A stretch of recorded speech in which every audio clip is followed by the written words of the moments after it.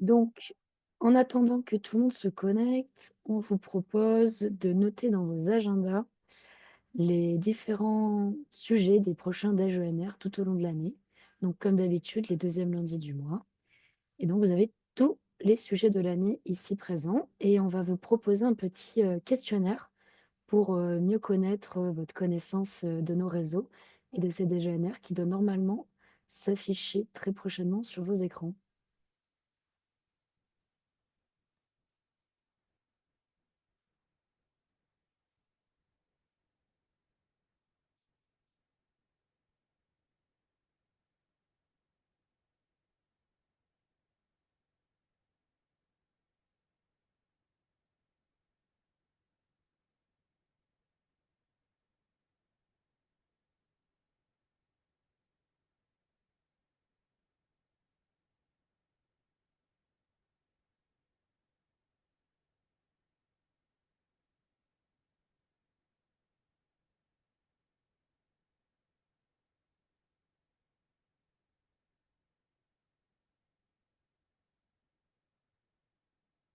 Bien. Alors, je vois que le nombre de participants s'est un peu stabilisé.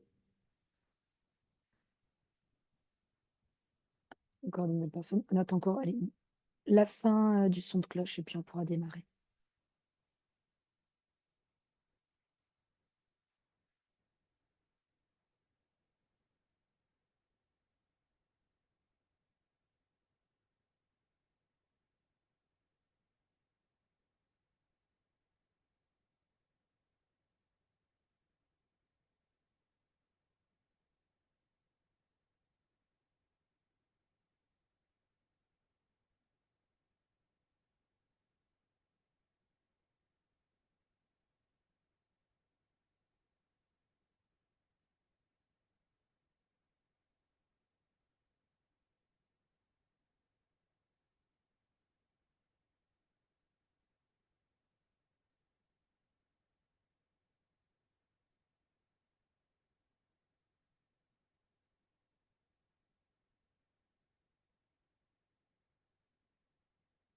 Bien.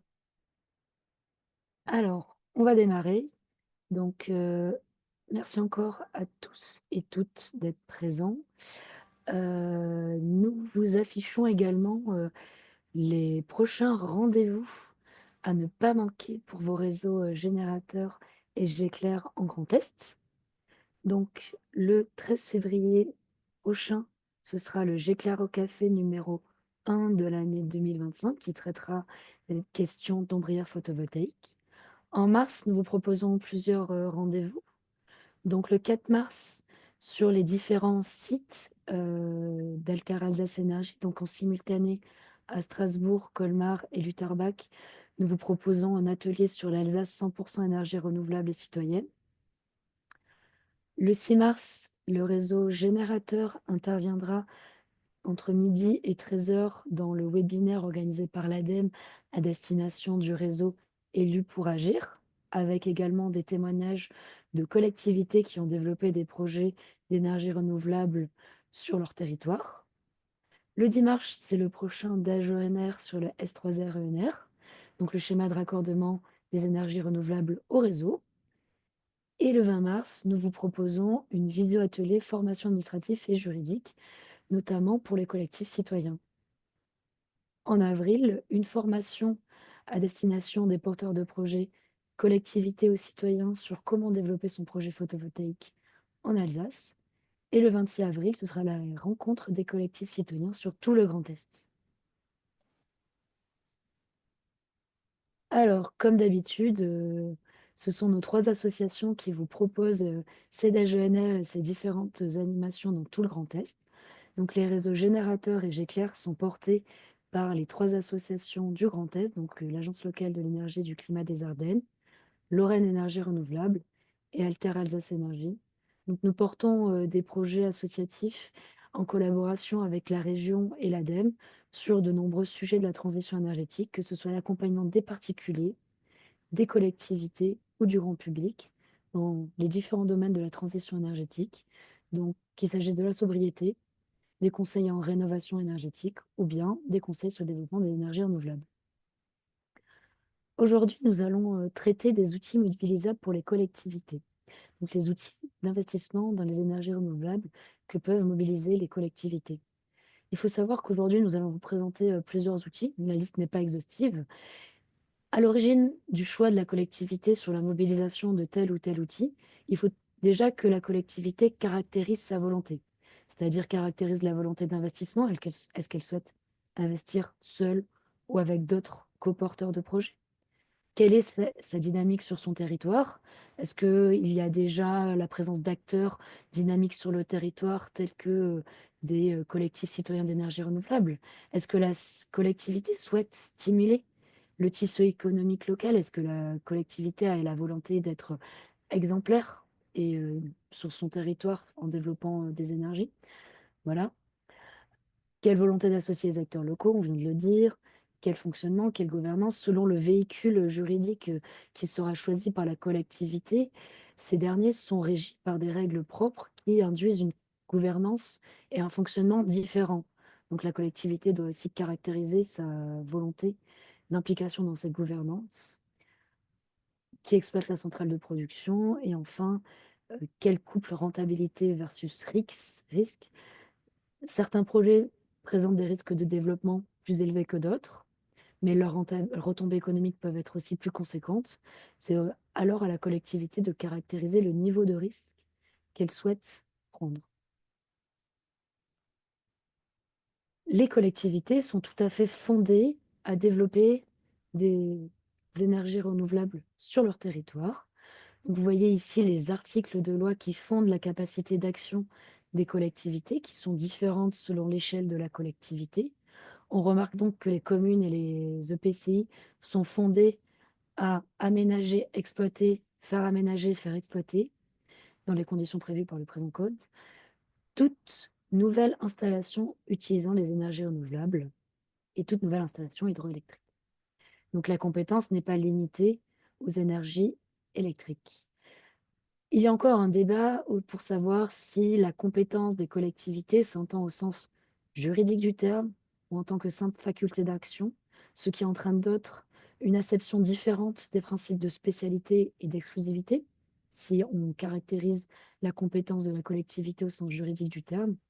Aujourd'hui, la jurisprudence est encore un peu mouvante, mais de nombreux experts s'accordent à dire que quand bien même la qualification de compétence au sens juridique du terme serait retenu, il serait possible, au vu de la rédaction du texte, d'estimer que la compétence est partagée et que les deux niveaux de collectivité pourraient agir conjointement, c'est-à-dire la commune et l'EPCI à laquelle elle aurait transféré la compétence. Aujourd'hui, nous vous proposons d'étudier les quatre outils ci-dessous qui sont mobilisables pour développer les énergies renouvelables sur le territoire des collectivités. Donc ces outils ne sont pas exhaustifs, mais nous vous proposons de faire un petit tour sur ces derniers qui sont les plus souvent mobilisés. Tout d'abord, la régie publique. Donc la régie publique, c'est un outil qui est bien connu des collectivités, qui permet à la collectivité d'aménager sur son territoire des énergies renouvelables en propre. Donc c'est une émanation de la seule collectivité. Et les régies sont habituellement dotées d'un budget annexe, d'une autonomie financière et d'un budget annexe. Donc l'activité de production et de vente d'électricité photovoltaïque, par exemple, est une activité constitutive d'un SPIC. Elle donc doit faire l'objet de la création d'une régie à autonomie financière, dotée au nom d'une personnalité juridique propre. Les régies directes et autonomes ne sont pas des régies personnalisées, elles n'ont donc pas besoin d'avoir une personnalité juridique propre, mais elles doivent, par défaut, avoir un budget annexe qui est donc équilibré en recettes et en dépenses. Cependant, avec la loi APER de l'année dernière et l'arrêté venant préciser cette loi du 10 juillet 2024, nous savons désormais que les projets d'autoconsommation photovoltaïque ne dépassant pas une certaine puissance, donc vous l'avez ici en autoconsommation individuelle ou en autoconsommation collective. Donc tant que la puissance photovoltaïque de toutes les centrales cumulées de la collectivité en autoconsommation individuelle ou collective ne dépasse pas 1 mégawatt, la collectivité n'a pas, en autoconsommation, avec bien sûr injection du surplus sur le réseau, la collectivité n'a pas besoin de créer de budget annexe pour les centrales photovoltaïques en autoconsommation avec vente du surplus sur le réseau.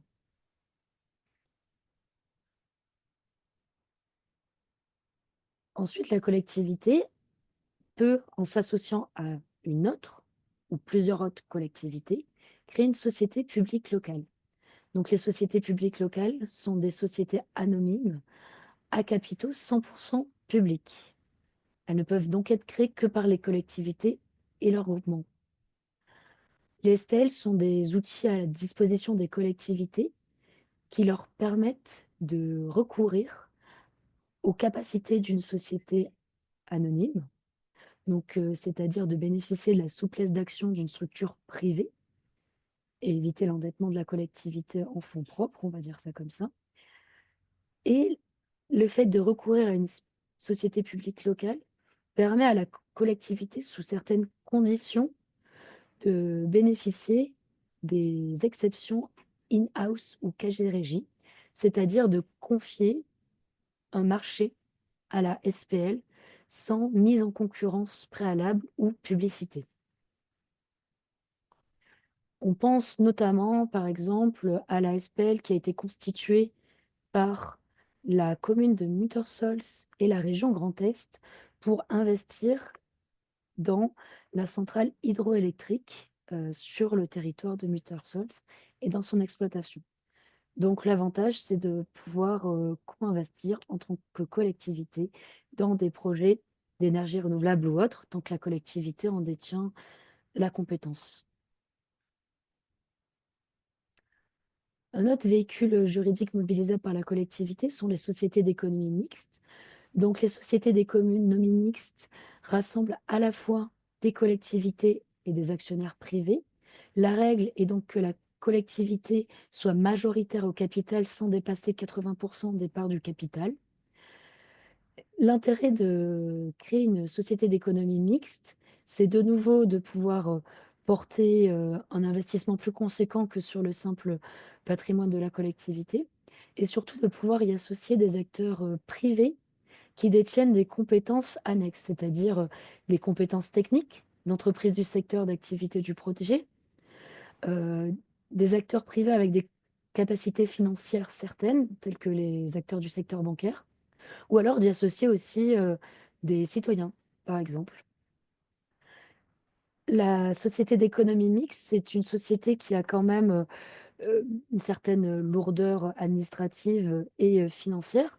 Donc la collectivité doit toujours se poser la question de la pertinence de créer ce type de structure assez lourde et donc se poser la question si le volume de projets financés par la SEM permettra de créer suffisamment de valeur pour que la SEM soit rentable une fois que ses coûts de structure soient couverts. On ne va pas recourir à une SEM simplement pour développer un seul projet d'énergie renouvelable. En général, c'est un outil qui permet de développer plusieurs projets. Donc il faut toujours se poser la question des besoins, des ambitions et du périmètre géographique de la SEM. En général, sur une seule commune ou un seul EPCI, on peut considérer que c'est peut-être pas suffisant. Donc, il existe plusieurs SEM en Grand Est. Il y a la SEM Grand Est Énergie qui aujourd'hui va nous proposer un témoignage. Il existe aussi des SEM euh, plus locales, comme la SEM Terre ENR, la SEM de Châlons, la SEM Énergie Hub, la SEM Ardennes et bien d'autres encore. Enfin, les collectivités, à contrario des principes de base du Code général des collectivités territoriales qui exclut la prise de participation des collectivités dans des sociétés commerciales, les collectivités peuvent prendre des parts dans les sociétés commerciales dont l'objectif est l'investissement dans des énergies renouvelables. Donc, il y a les limites géographiques dans lesquelles une collectivité peut prendre part dans une société commerciale. Il faut que ce soit sur le territoire de la collectivité ou c'est sur des territoires limitrophes. L'actionnariat public, bien sûr, ne peut pas dépasser 50%, sinon on bascule sous le principe d'une SEM.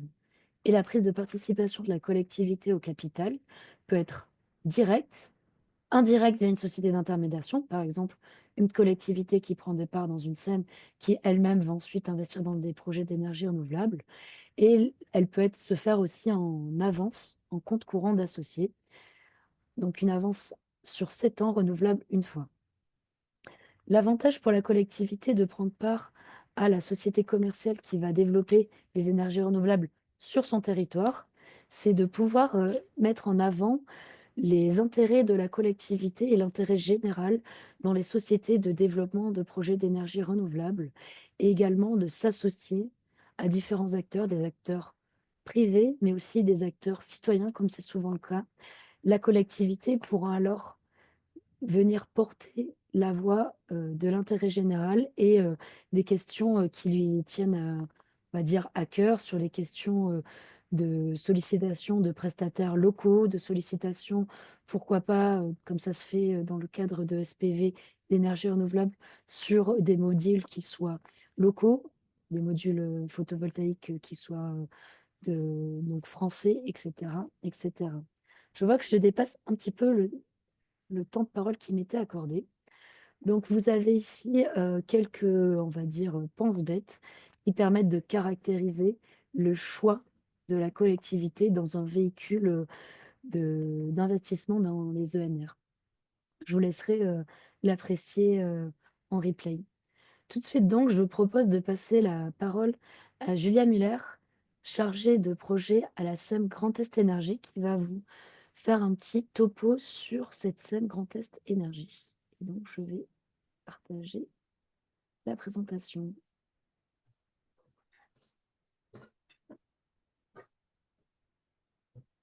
Julia, la parole est à Bonjour à toi. toutes et à tous. Merci Audrey pour le passage de relais. Donc, je vais vous présenter la SEM Grand Est Énergie, qui est toute récente puisqu'elle a été créée en juillet de l'année dernière. Moi, donc, je suis Julia Muller, je suis arrivée à la SEM en octobre et auparavant, je travaillais à Enercop Auvergne-Rhône-Alpes à Grenoble sur le développement de parcs solaires au sol sur des terrains dégradés et aussi en tant qu'assistance à maîtrise d'ouvrage pour les centrales citoyennes sur les projets de toiture des nombreuses centrales citoyennes de la région Auvergne-Rhône-Alpes. Est-ce que tu peux passer la... Voilà, donc rapidement, dans ma présentation, je vais vous parler de l'actionnariat, présenter la petite équipe et le CA, les missions de la SEM, les objectifs de la région, la notion de co-développement qui est très importante pour la SEM, les modalités de financement, les étapes d'un projet d'énergie renouvelable et nos quelques références. Dans notre actionnariat, donc on est une société privée à capitaux majoritairement publics, comme l'expliquait Audrey. Notre actionnaire principal, c'est la région Grand Est à 64%, puis le Crédit Mutuel Impact à presque 36% et une petite partie pour énergie partagée, ce qui fait un capital total de 15 millions d'euros. On a été créé avec l'intention de développer plusieurs projets, donc comme le disait Audrey, la SEM pour la région, c'est quelque chose qui est en discussion depuis déjà plusieurs années et avec un, un pipe de déjà plusieurs projets sur lesquels était fléchée la SEM pour investir, pour que la région puisse investir via la SEM plutôt dans ce sens-là. Et donc on a des engagements qui sont liés à nos actionnaires et qui représentent nos actionnaires, puisqu'on fait très attention à l'exemplarité des projets d'un point de vue biodiversité, mais aussi sur l'angle de l'agriculture avec l'essor de l'agrivoltaïsme. Et on travaille très étroitement avec les services de la région sur ces questions-là pour monter en compétences tous ensemble et aussi les alimenter, eux, dans leur réflexion à l'échelle du territoire. Sur le partage de la valeur et aussi sur le fait de favoriser des projets citoyens, on a la chance d'avoir énergie partagée dans notre actionnariat. Même si c'est une part symbolique, ils sont quand même très présents pour nous apporter leur expertise dans le montage des projets avec des développeurs privés.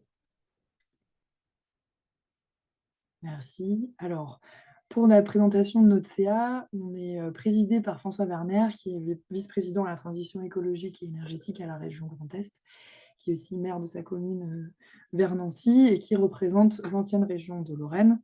On a aussi Pascal Gaillot, qui représente, elle, la Champagne-Ardenne, et Christelle Villers, qui représente l'ancienne région de l'Alsace, deux administratrices pour le Crédit Mutuel Impact, et enfin Erwan Boumard et Célia Maglo pour Énergie Partagée Investissement.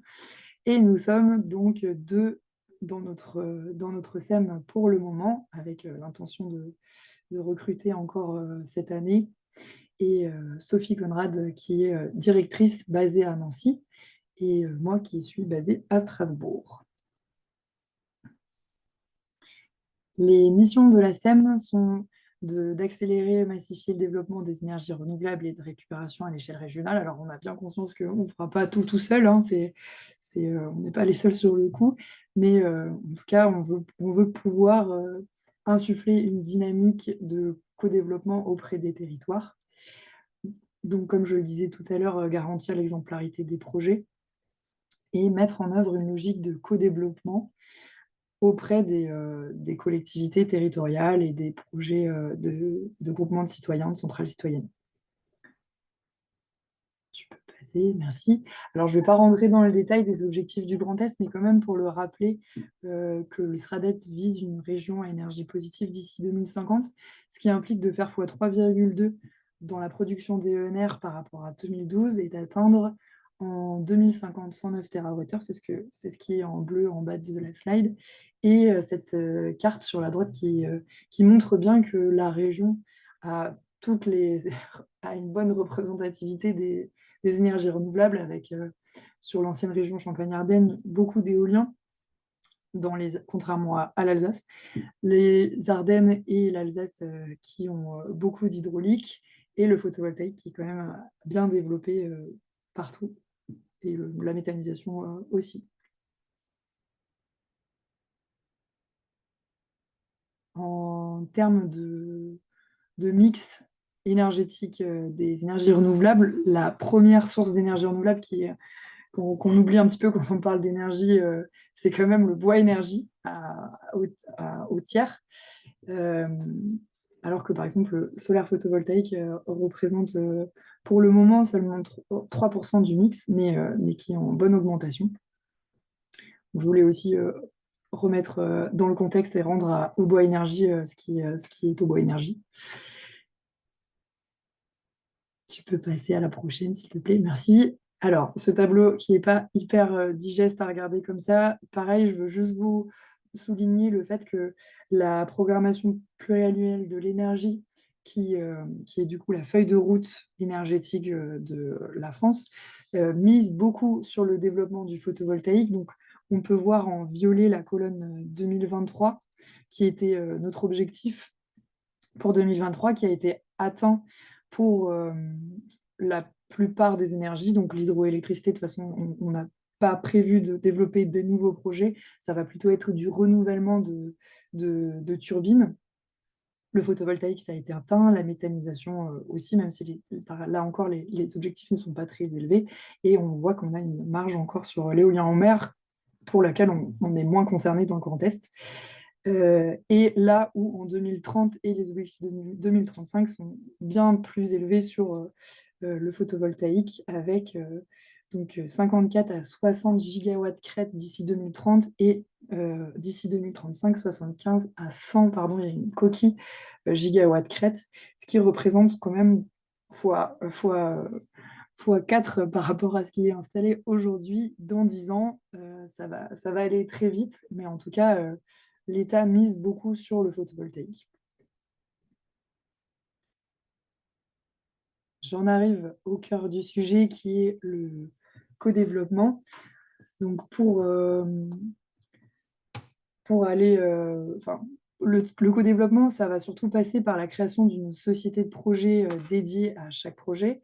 Et donc là, je vais parler des projets de grande ampleur. Donc ça va être minimum 2 mégawatts crête pour un parc solaire au sol, ou alors une grappe de projets qui justifie en tout cas la création d'une société de projet, puisque qui dit société de projet dit SAS, et donc soumise à des frais de structure inhérents à une société, à savoir un commissaire aux comptes, et on estime à peu près 5 000 € par an les frais de fonctionnement d'une structure comme celle-ci.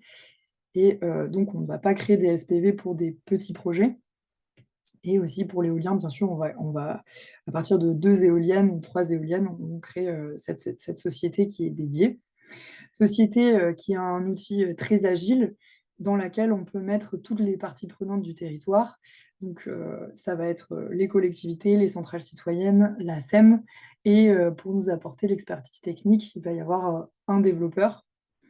Hem et donc cette société-là, elle est régie, elle est réglementée des, heu, des documents juridiques. Donc la convention de partenariat pour commencer, qui permet de fixer les règles de la gouvernance, et aussi qui permet d'expliquer comment va s'organiser le suivi avec le comité de pilotage, qui est important, surtout en phase de développement du projet, puisque c'est là que on va prendre toutes les décisions sur le montage et sur le choix des matériaux, sur la concertation, et cetera.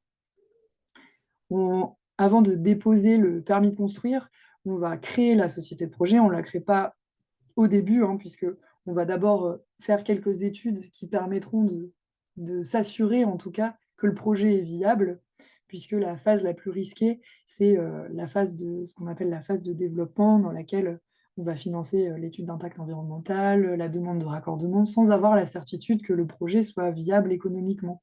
On n'est pas à l'abri qu'il y ait un trop gros surcoût sur le raccordement qui fasse capoter le projet. Et donc, on attend, avant de déposer le permis de construire, de créer cette société de projet qui va être, elle, régie par un pacte d'associés ou pacte d'actionnaires, et dans lequel on va définir un taux de rentabilité cible, mais aussi les primes de développement, je reviendrai dessus après, et le partage de la valeur. Et donc, j'ai remis cette étude d'énergie partagée que j'aime beaucoup, parce que quand on n'a pas d'argument, enfin, le projet citoyen est un argument sociétal en soi, mais il y a aussi l'argument économique qui peut parler là où l'argument sociétal ne suffit pas, et qui rappelle que pour 1 € investi dans un projet citoyen, il y a au minimum 2,50 € qui profitent au tissu économique local, en plus de la fiscalité via l'IFER, l'imposition forfaitaire sur les entreprises de réseau, les loyers qui sont là, qui sont versés quel que soit le porteur de projet. Il y a le revenu de l'investissement, donc plus clairement les dividendes de l'investissement de la collectivité ou de la centrale citoyenne dans le projet, et éventuellement les prestations via des entreprises qui font la maintenance sur les projets d'énergie renouvelable. Voilà, j'ai fini pour cette slide. Là, c'est plutôt un zoom sur la mise à disposition du foncier, qui est là où se jouent beaucoup de choses. Donc ça concerne uniquement le foncier public, puisque qui dit foncier public dit mise en concurrence. Donc la manière la plus classique pour une collectivité de mettre à disposition son foncier, ça va être de faire un AMI en rédigeant un cahier des charges, puis en faisant le choix d'un partenaire. Il y a aussi la manifestation d'intérêt spontané, qui est fait suite à une sollicitation d'un développeur, qui engendre ensuite une publicité de 1 mois et qui permet de faire on va dire une mise en concurrence un peu plus restreinte. Et enfin, il y a le contrôle étroit, qui est le modèle plébiscité par la SEM, puisqu'en fait, c'est la mise en application du co-développement, puisque c'est possible de faire du contrôle étroit à condition que la collectivité soit investisseur dans le projet, ce qui correspond à notre vision du développement des énergies renouvelables, puisque ça fait de facto un projet territorial dans lequel le principal concerné investit, et qui permet à la collectivité de garder la main sur toute la durée de vie du projet, et surtout de travailler en transparence avec le développeur, puisque la collectivité va connaître les frais de développement, par exemple, et de travailler à livre ouvert sur le choix des prestataires, etc. Donc pour cet accompagnement-là, on peut compter sur, le Géclair et les générateurs donc je les je les remercie, de faire ce travail-là et de me permettre de présenter la SEM aujourd'hui. La SEM investit dans certaines conditions.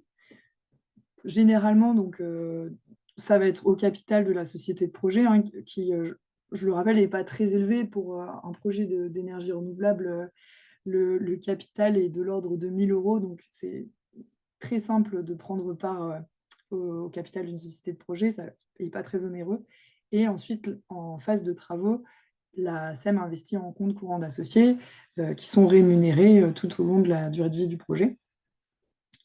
Dans le montage, les projets qui vendent, l'électricité à l'État sont, un moyen pour le porteur de projet de faire appel à un emprunt bancaire qui va couvrir 80 des frais, ce qui est un bon effet levier, pour le développement des énergies renouvelables.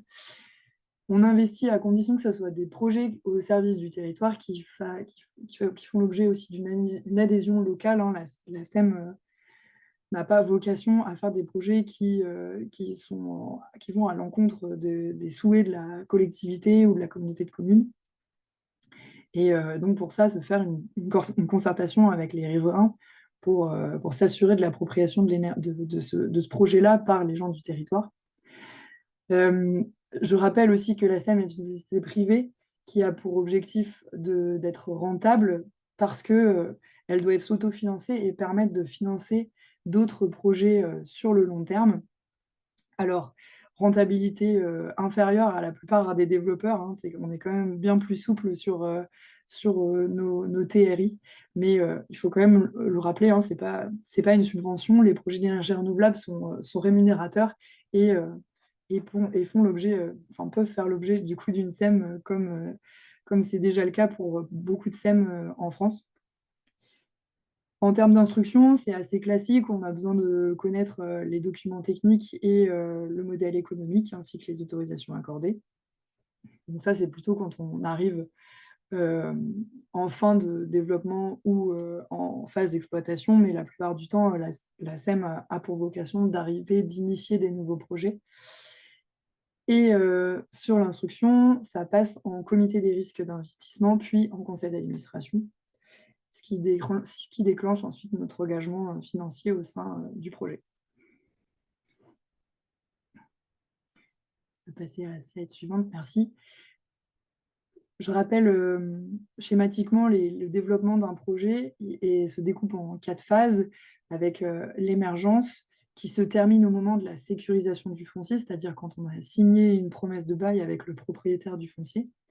Ensuite, il y a un développement qui va de 1 pour les projets, photovoltaïques à 4 ans pour les projets d'éolien, voire plus pour l'éolien, qui va être, toute la phase, de rédaction de l'étude d'impact environnemental jusqu'au dépôt du permis de construire et jusqu'à la validation, du tarif d'achat, pour valoriser l'énergie.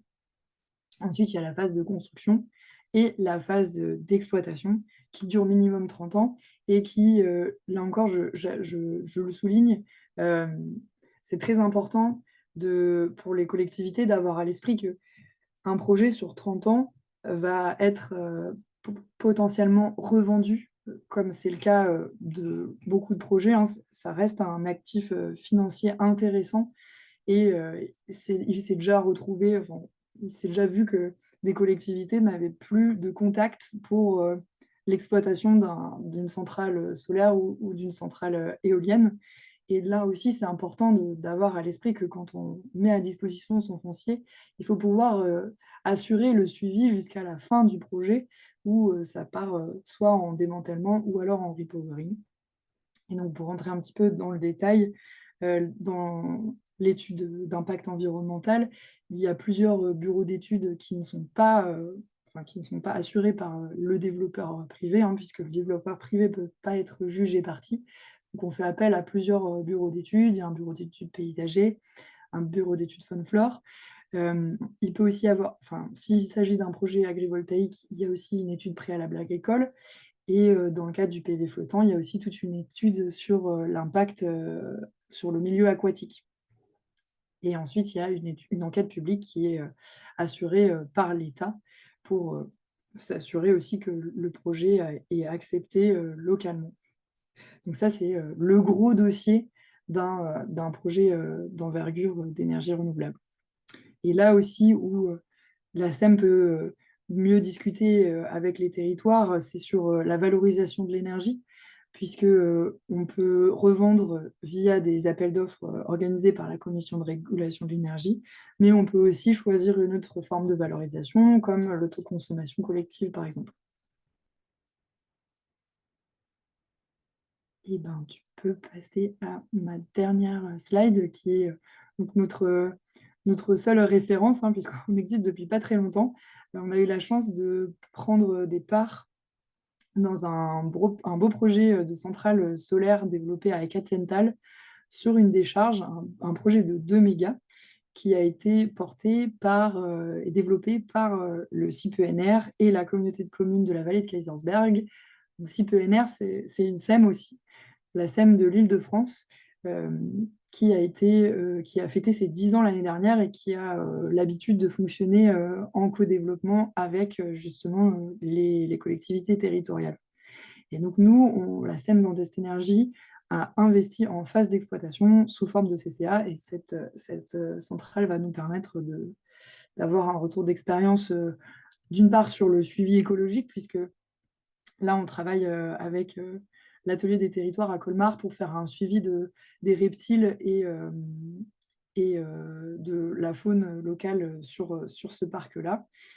Puisque le parc a été réduit de 10 de sa taille justement pour conserver certaines prairies, enfin le milieu de la prairie et aussi avoir un retour d'expérience sur, l'exploitation et en discussion, on a des projets éoliens, on a aussi un projet de réseau de chaleur, des projets de parc au sol sur un aérodrome, sur une ancienne raffinerie agrivoltaïque et aussi flottant. Voilà, ce qui nous permet d'avoir un beau panel de projets en discussion. Et je vous remercie pour votre attention. Merci beaucoup, Julia.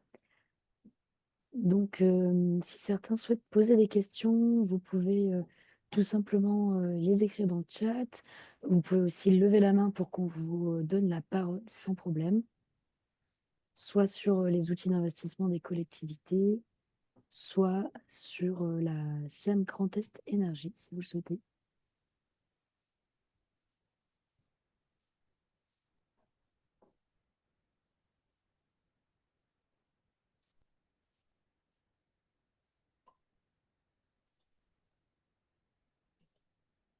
Ah, il y a une main levée, je t'en prie, Colline.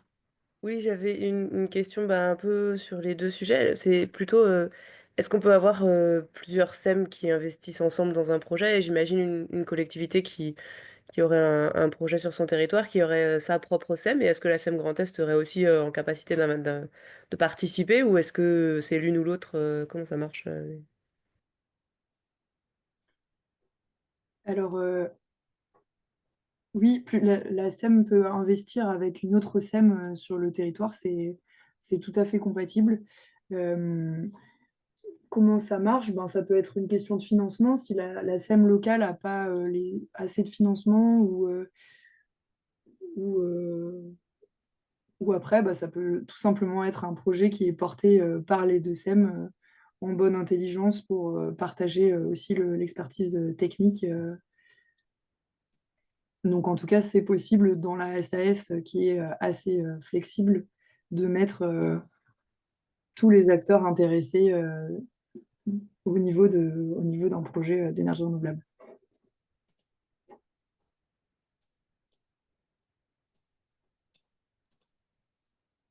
Il y a une question qui est apparue dans le chat. Quid du co-investissement SPL et SEM?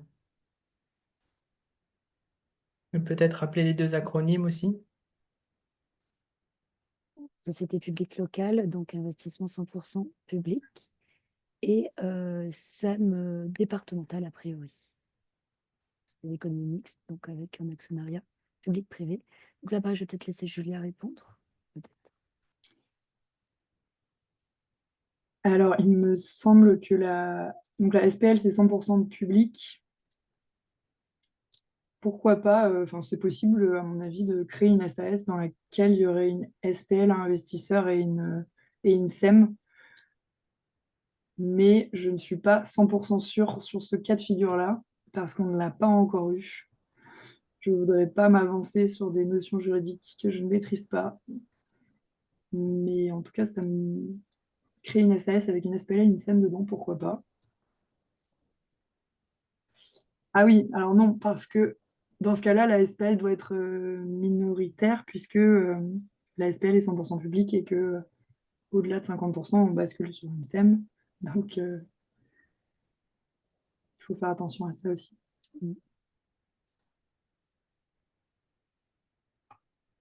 C'est exactement ça. Il faut toujours faire attention aussi aux parts des capitaux de chacun, puisque comme tu le dis, on bascule dans une SEM si on a plus de 50% du capital de la société qui est détenu par des acteurs publics.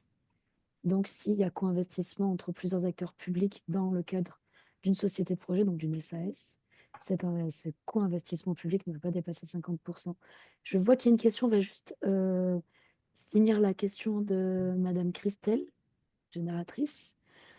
Financement via du mécénat, est-ce que vous voulez caractériser votre question?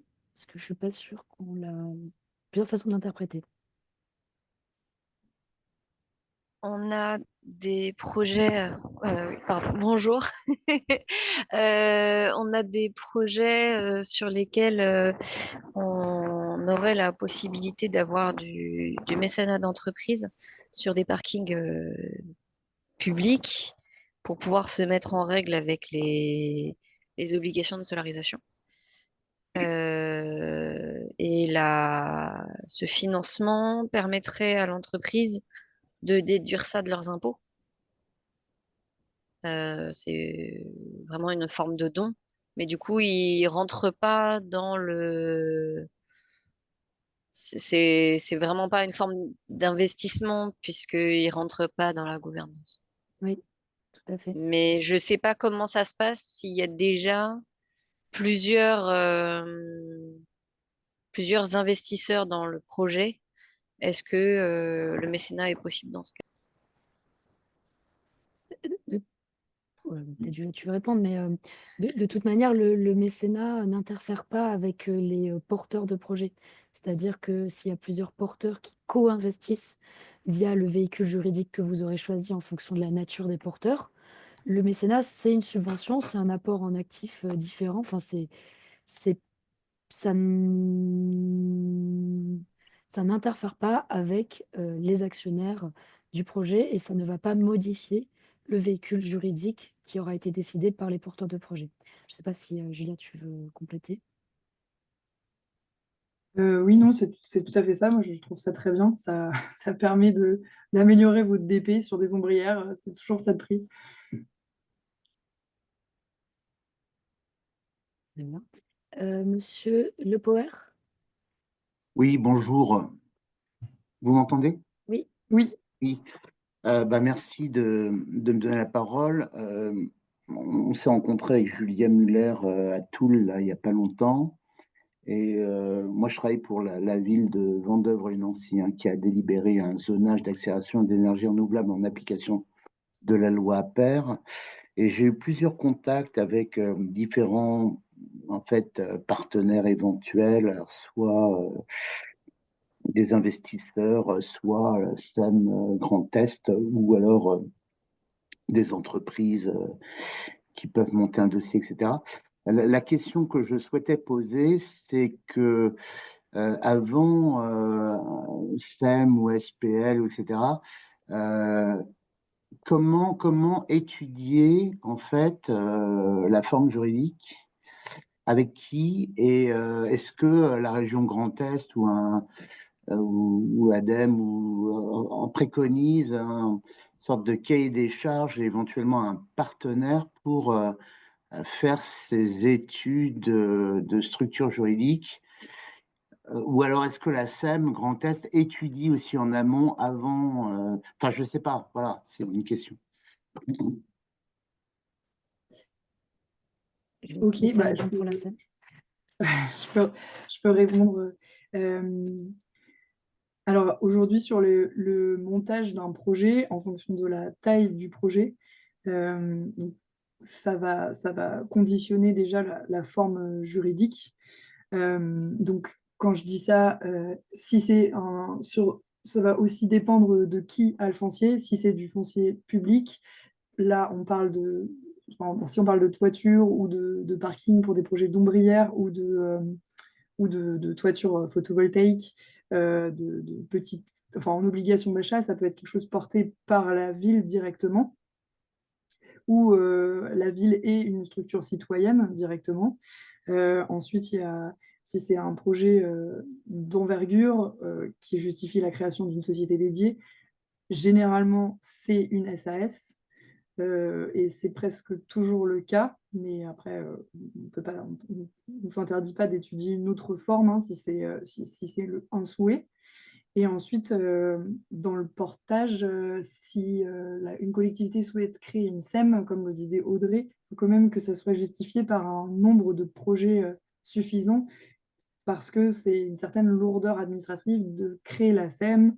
C'est une société privée, donc il faut aussi s'enregistrer à l'URSSAF, enfin faire beaucoup de choses inhérentes à une société privée, donc ça demande beaucoup de temps pour, euh, pour en face mettre un certain nombre de projets, quoi. Je ne sais pas si tu veux compléter, Audrey.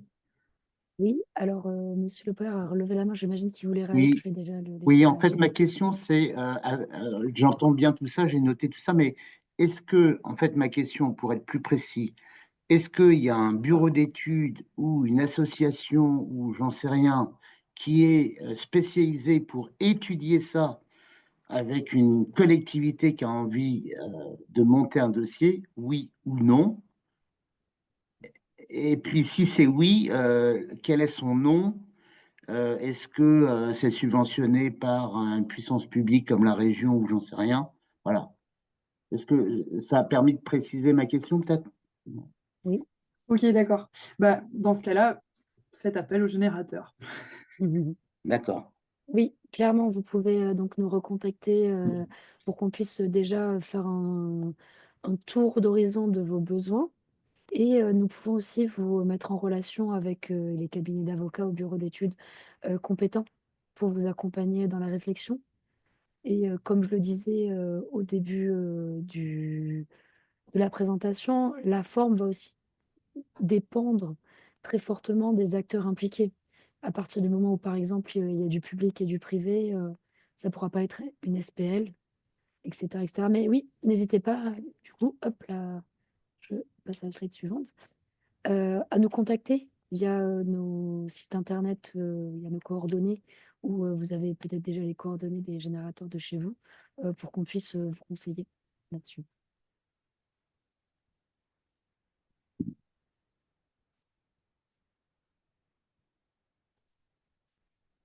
En termes de subvention, la caractérisation des véhicules juridiques, il n'y a priori pas de subvention là-dessus, quand même pour compléter la question. Voilà. S'il n'y a pas d'autres réponses, je pense qu'on va pouvoir clôturer là-dessus. Donc, merci à tous et toutes d'avoir pris le temps de vous connecter aujourd'hui. Si vous avez encore des questions plus précises, donc n'hésitez pas à nous contacter, le réseau générateur et Géclair. Et vous retrouverez donc l'enregistrement de ce déj ENR sur notre chaîne YouTube Grand Est 100% ENR. Et donc, on vous souhaite un bon appétit et on vous dit à très bientôt. Merci, bon appétit à tous. Merci.